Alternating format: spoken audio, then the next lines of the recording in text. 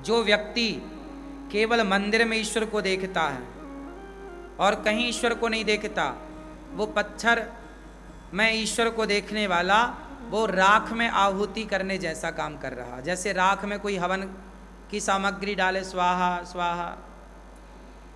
तो सही क्या है?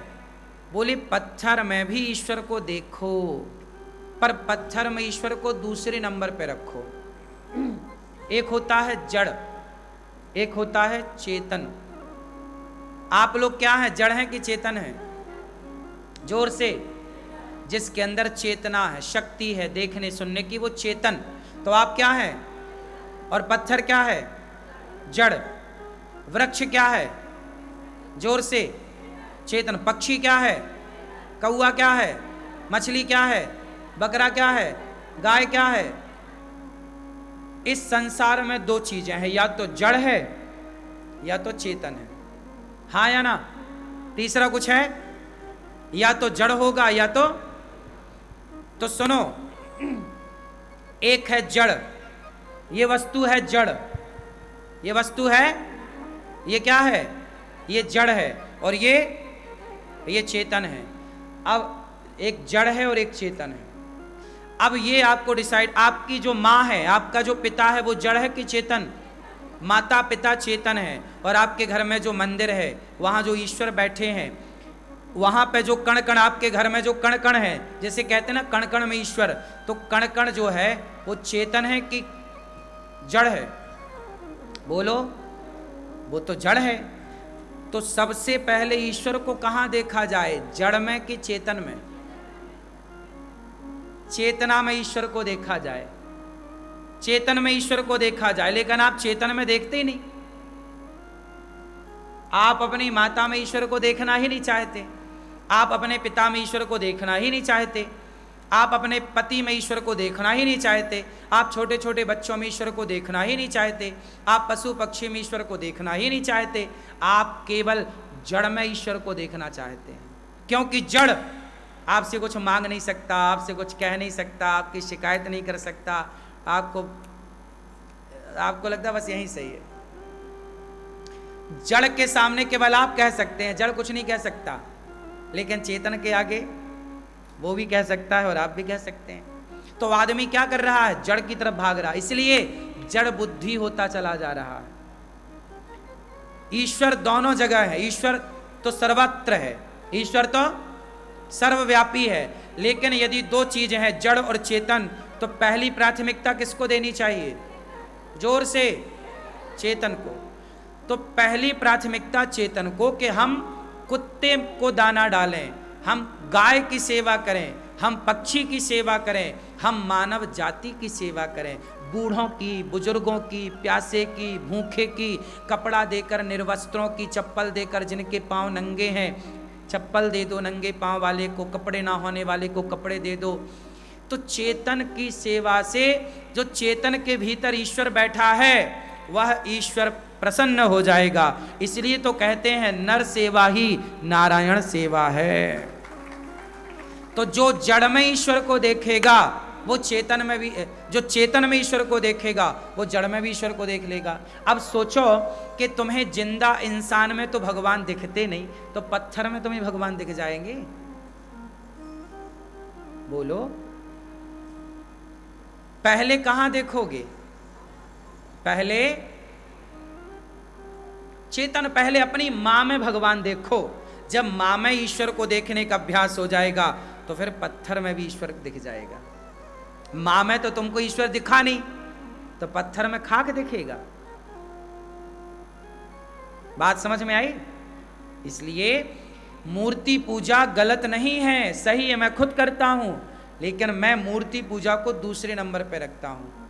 मैं पहले नंबर पे मानव जाति की सेवा को रखता हूं।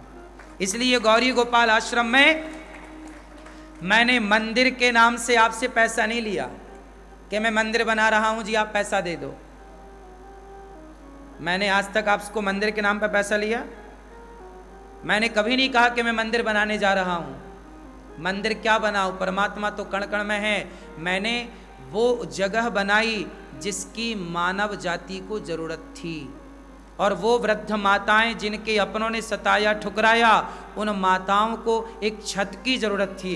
तो उन माओं के लिए एक वृद्धाश्रम बनाने के लिए मैंने कहा कि आप सहयोग करो।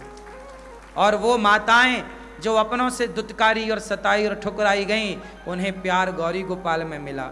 जब माताएं मेरे हृदय से लगती हैं तो खुशी के आंसू छलक जाते हैं। जब मैं अपने हाथ से माँ को खिलाता हूँ, जब मैं अपने हाथ से उनके चरण दबाता हूँ, तो खुशी से मैया नाचने लग जाती हैं कि मेरे बेटे ने मुझे प्यार से नहीं खिलाया, उसने कभी इतना लाड़ ना लड़ाया। तो मुझे अच्छा लगता है कि जब ये माँ जो रोती रोती गौरी गोपाल में आई, जब वो हंसेंगी और मुस्कुराएंगी, तो बताओ क्या उनके भीतर बैठे परमात्मा ना मुस्कुरा रहे होंगे? क्या उनके भीतर बैठे ईश्वर ना हंस रहे होंगे? वो नाच रही होंगी तो क्या उनके भीतर बैठे ईश्वर ना नाच रहे होंगे? तो मेरा सिद्धांत है कि पहले मैं चेतन में ईश्वर को देखूं, फिर मैं जड़ वस्तु में ईश्वर को देखूं। तो बताओ मैं सही हूं या गलत? थोड़ा ज्ञान दे दो हमें। हाँ, सही है। तो पहले मात्र देवो भव। मैंने मंदिर नहीं बनाए साहब, मैंने देखो कोई मंदिर नहीं बनाया, मैंने छोटा सा ठाकुर जी का स्थान बनाया कि हमारी माताएं वहाँ बैठ के ध्यान करें, पूजा करें। वो तो हम सनातनियों का परंपरा है कि हम घर पे एक मंदिर बनाते ही बनाते हैं, तो वो तो है।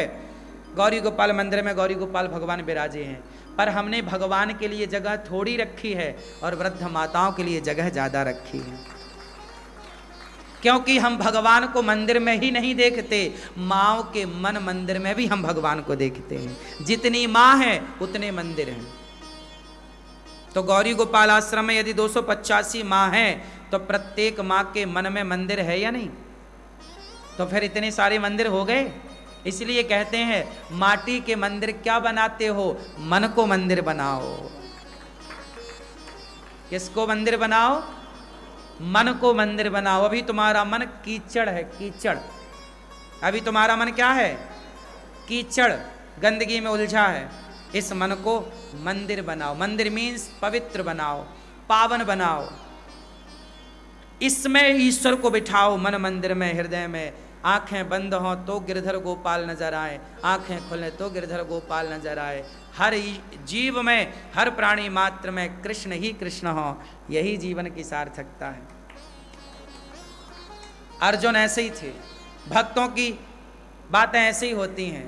इसलिए आप लोग बताओ कि दास अनिरुद्ध सही कर रहा है कि गलत कर रहा है? हमें मंदिर बनाने चाहिए? जरूरत है मंदिरों की? नहीं, मंदिर की जरूरत नहीं। इसलिए ये दास अनिरुद्ध ने मंदिर नहीं बनाया, गौरी गोपाल गुरुकुल बनाया कि बच्चे पढ़ सकें। क्या बनाया? गौरी गोपाल गुरुकुल बना। अभी 150 बच्चे पढ़ रहे हैं गौरी गोपाल गुरुकुल में। 150 बच्चे पढ़े, उनको पढ़ना, रहना, खाना, पढ़ना, लिखना सब फ्री है, सब कुछ। तो मैं 150 बच्चों की सेवा कर पा रहा हूँ। यदि आपका आशीर्वाद रहा तो 200 बच्चों की भी कर पाऊंगा। आपका लाड़ आशीर्वाद मिला तो 500 बच्चों की भी हो पाएगी। सबके लिए तो पैसा लगता है ना मेरी माँ। लेकिन एक बात बताएं, आपका धन पावन हो जाता है जब वो सेवा से जुड़ता है। गौरी गोपाल आश्रम को देखकर किस किस को शांति मिलती है, किस किस के हृदय में प्रसन्नता होती है कि यहाँ जो हो रहा है वो वाकई अच्छा है। क्या किस किस का राम राम ये कहता है? ये आप सही हाथ उठाए हैं कि झूठे ही उठाए हैं? सही, ठीक है। गौरी गोपाल आश्रम में सोचिए 150 बच्चे पढ़ते हैं गुरुकुल में। आप दर्शन कर लें, जो गौशाला है ना, जाके देखना गौशाला, वहीं पे गुरुकुल भी है, बच्चे पढ़ते हैं। 150 बच्चे।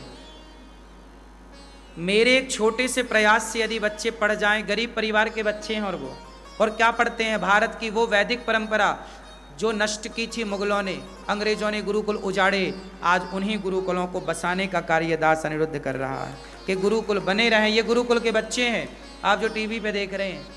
बच्चों को कभी बैग बांटा जाता है, कभी वस्त्र बांटे जाते हैं, कभी कुछ। आप लोग जो बांटते हैं तो वो बढ़ता है।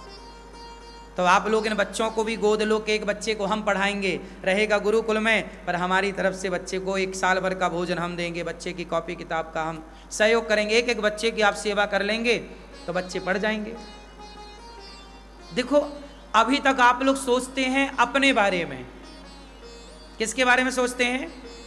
जोर से, अपने बारे में। अब सोचना है गौरी गोपाल आश्रम की सेवाओं के बारे में कि हमारी भी कुछ ना कुछ सेवा, हमारा भी धन इस सेवा से जुड़ जाए, इस सेवा से जुड़ जाए। क्योंकि आपका धन जब जुड़ता है तो वो कई गुना होकर मिलता है। तो आप सभी बच्चों की सेवा से जुड़ें। गौरी गोपाल आश्रम में अखंड रसोई चलती है, कोई भी भक्त आता सबको पेट भर भोजन मिलता।